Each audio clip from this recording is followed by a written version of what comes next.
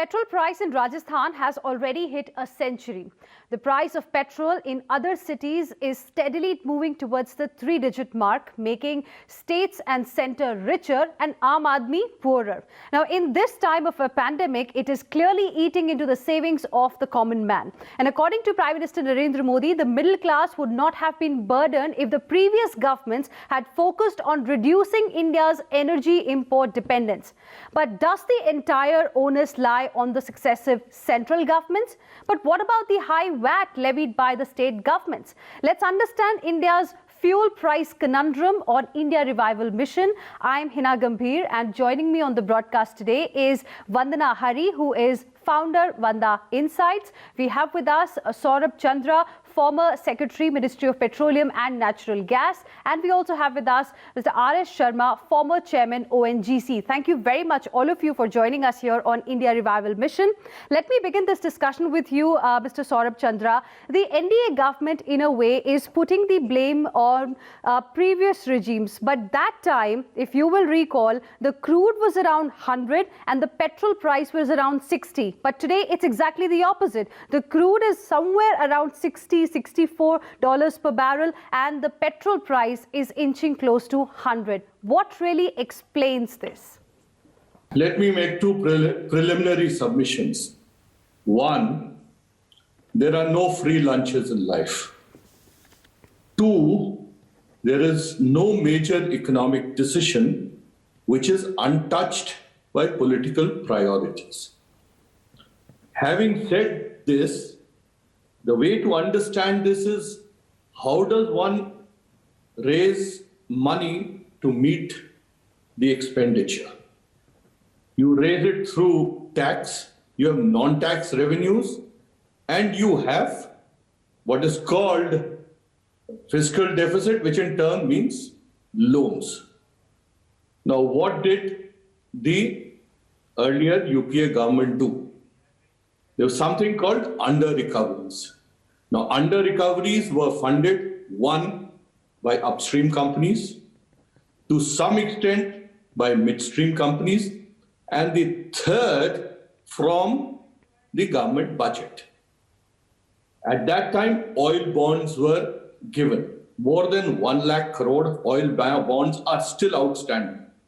So the question is, do we suffer pain in the present through tax, or suffer pain in the future by repaying the debt?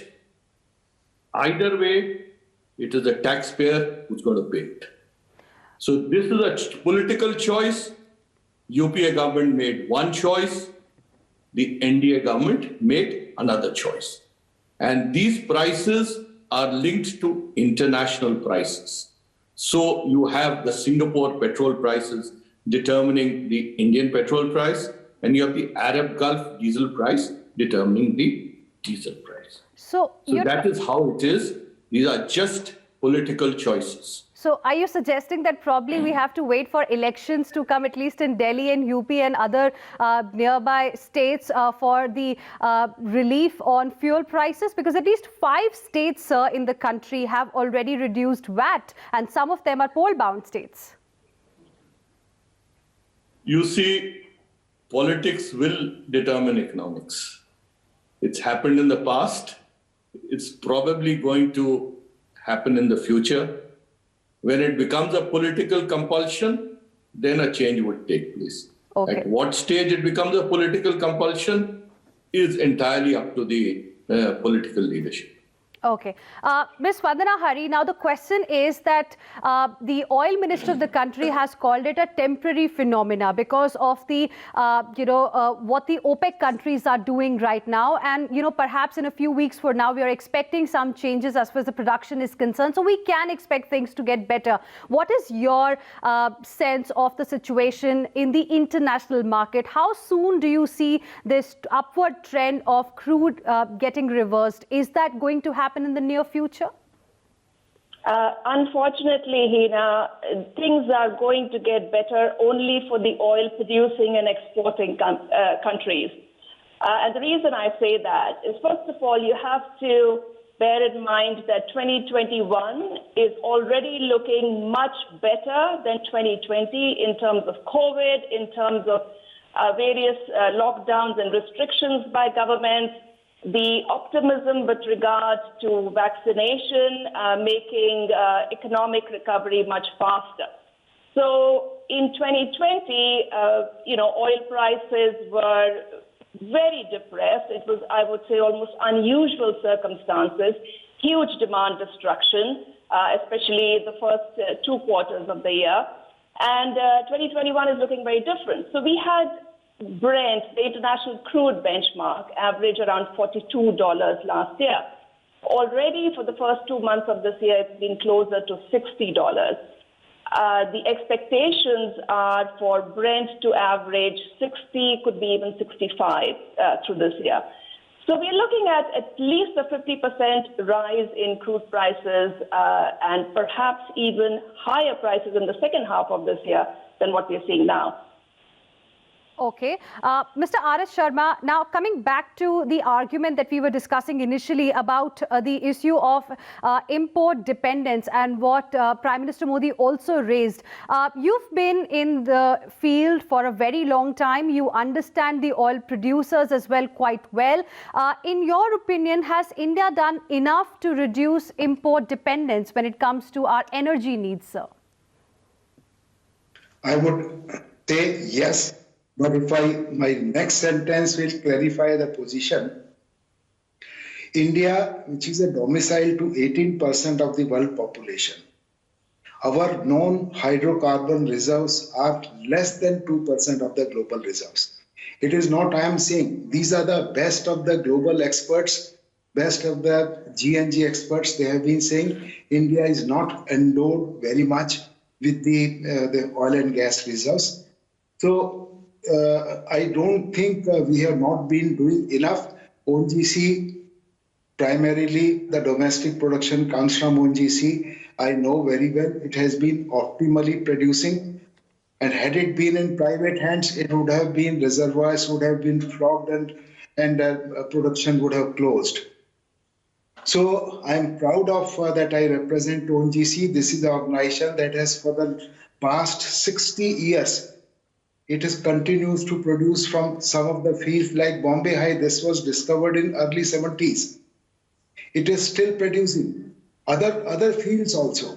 So a very conscious call is taken to what extent production increase should be done. So that is the way it is being done. And I don't think there's any efforts lacking on the part of domestic production. But it is unfortunate that we don't have enough reserves.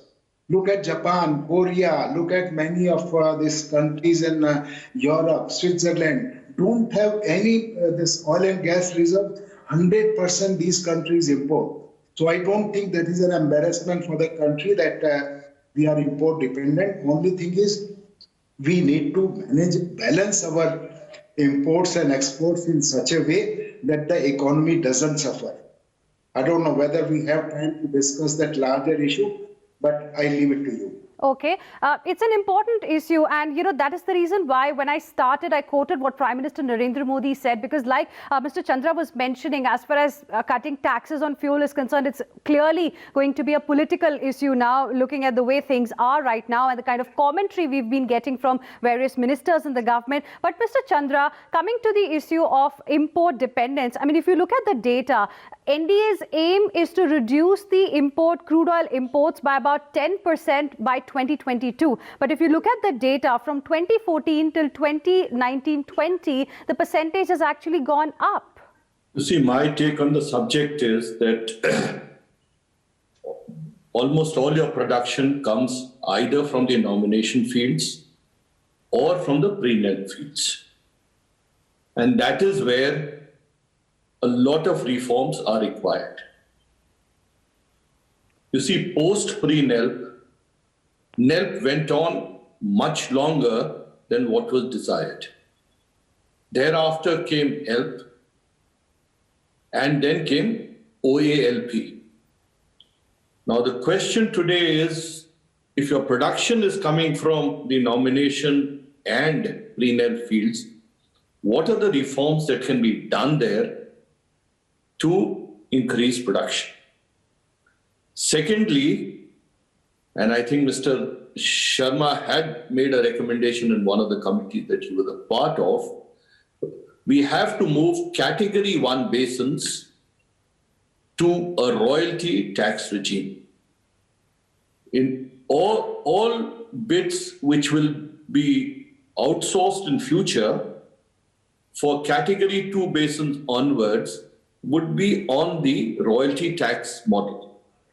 But we need to bring it to category 1 basins. If these 3 things are done, I'm quite optimistic that the domestic production can go up. Our import dependence will be high, but it will perhaps not reach the 90% that it is projected to reach in the next few years.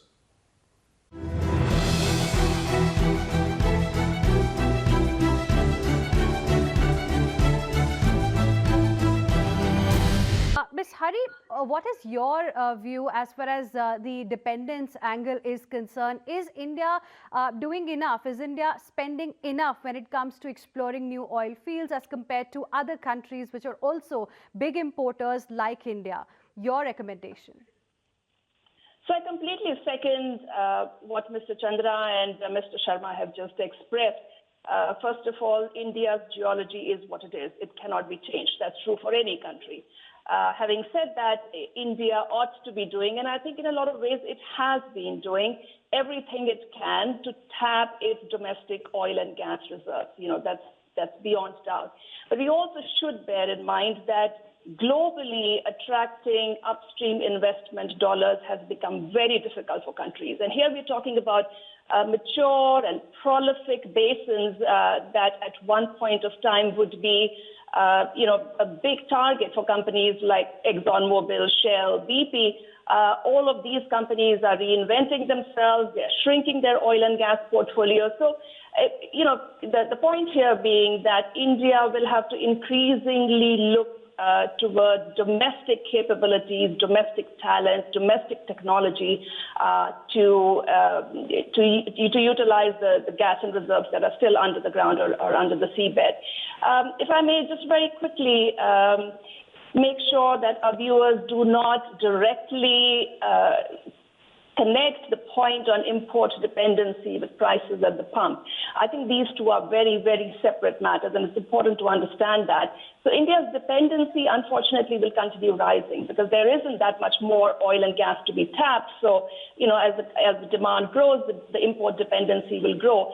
The reason India's prices are going up, and of course, as Mr. Chandra has already mentioned, there's a tax component and then the international price component. But India, in 2010, decided to completely deregulate its gasoline prices. In 2014, it completely deregulated diesel prices. Means companies now have freedom, the OMCs have freedom to set the prices. Also, there is no subsidy component involved. So in a way, it's unfair to compare current prices with prices before 2014 or 2010. So import dependency on the one hand, but once a country decides to deregulate its prices, the prices will naturally have to follow what is happening in the international market. So clearly the prices of petrol and diesel are following the prices of petrol and diesel in the international market. That's a very fair point. But Mr. Chandra, you will recall when this decision of deregulation was taken. In fact, when 3 big decisions in the oil and gas sector were taken by the NDA government after coming to power, and the NDA government started increasing excise duty on petrol and diesel. Repeatedly, these comments were coming from the government side that, today we are increasing the excise duty because the oil prices are falling, and tomorrow when the oil prices start rising, the crude oil prices start rising, we will be using this extra cushion to give relief to the common man. Shouldn't the NDA government now fulfill this promise? Don't you think the tax component is way too high in India specifically? You see, I'm conflicted because I was in the chair when the diesel deregulation decision was taken. Yes, it was an opportunity which we took advantage of and deregulated the diesel prices. This is one reform which has held on And finally, you see, it's a very easy source of collecting revenue. It's very efficient. There is no leakage. And my take is during COVID times, when the corporate tax was falling, when the income tax was falling, when GST collections were falling, even though excise collection was less, but it did help. Now, collecting and increasing income tax receipts, similarly corporate tax, is not as easy. GST, of course, is looking up now. What we need to do is look at direct taxes and why the receipts are not going up from income tax and corporate tax. Why are they actually falling? It's quite likely it's because of the fall in GDP, because as per the second advance estimates of NSO, the GDP of this country would go down by about 8%. This would get reflected in lower receipts of income tax and corporate tax. In addition, you see disinvestment. Disinvestment receipts were huge. There were more than 2 lakh crore provided in this budget. And they were only a fraction of it. Maybe next year, the provision of 1,75,000 crores is achieved to some extent. But the point remains that your direct tax revenues and the non-tax revenues, they have to increase. And that is where the efforts need to be made. Once they increase, then of course the attention would go away from this much easier mode of collection of excise on petrol and diesel. But, you know, Mr. R.S. Sharma, it's making things quite difficult for the common man in the country. Yeah, Heena, one is the very comforting news I'll give to your viewers. Everybody would have read that finance minister is evaluating to reduce the excise duty because now the consumption levels have gone up. In absolute terms, government's revenue, whatever targets they have to collect from excise duty, the revenues from the levies on the oil, that will not get adversely affected if the government reduces excise duty by 8.5 rupees per litre. Okay. I'm quite positive, if not 8.5 litre, you can very soon hear excise duty reduction by 4 to 5 rupees per litre on petrol and diesel. Personally, I feel this international prices will not go up very steeply. Okay, so you are telling us that, you know, the viewers can expect some good news in the days to come. Ms. Vandana Hari, closing comments from you. What is the outlook really like as far as the international market is concerned, the petrol and diesel specifically, and how much scope do you think NDA government has as far as excise duty cut is concerned? So let me just quickly tackle the tax part first and put a little bit of an international perspective around this question. So, you know, 60% tax component in pump prices is not unusual. If you look across the OECD countries, which is in the developed world, of course, 60, 65%, even higher rates, percentage of tax as part of the fuel prices is the norm. I think where probably India is an outlier is it's not an OECD, it's not a developed country. So if you look at the non-OECD countries, which are, you know, all your emerging countries and your lower income countries across the world, typically the tax component tends to be a little bit lower. Because again, you know, here we are not talking about very affluent families driving cars, but, you know, especially in India, we know two-wheelers consumption is much higher, for instance, in petrol. Plus, there is a lot of ripple effect of increasing diesel prices on the agricultural community, on public transportation, and so on. So I think that needs to be put in perspective that perhaps in, you know, just going with the non-OECD world, India's tax component is probably quite high, and maybe, you know, as my fellow speakers have said, there's probably some wiggle room there that the government should look at. So, you know, I would say that that seems to be the sensible way to go. Unfortunately, I do not share Mr. Sharma's optimism with regard to international prices giving a relief anytime soon. Okay. So while they may not continue on a very steep incline like what we have seen in the past 2 months, you know, so I'm certainly not in that very bullish camp of 75 and $80 $3 that we've heard from some Wall Street banks recently. But at the same time, I don't think, and I wouldn't really advise anyone to wait for prices to go back, to Brent to go back into the 50s or let alone, 40s. I give you the last word, Mr. Saurabh Chandra. Given the kind of reports we are reading these days, how much scope do you think NDA government has in slashing the excise duty, given the constraints and the demand from people? 10 seconds. Closing comments. I wish I could predict the future, but nevertheless, my guess is maybe a relief of a couple of rupees is in the offing in the near future. I can't say how much. It's not possible for me to say that. But in excise, the change in VAT has already started kicking in. Yes. And with elections not very far away in Uttar Pradesh, about a year down. And then Delhi also. Maybe somewhere during the year, some relief should come. I agree with Vandana ji that this crude oil prices are likely to remain around $60. They're not going to see the levels of $20, $30, $40. I don't think that's happening.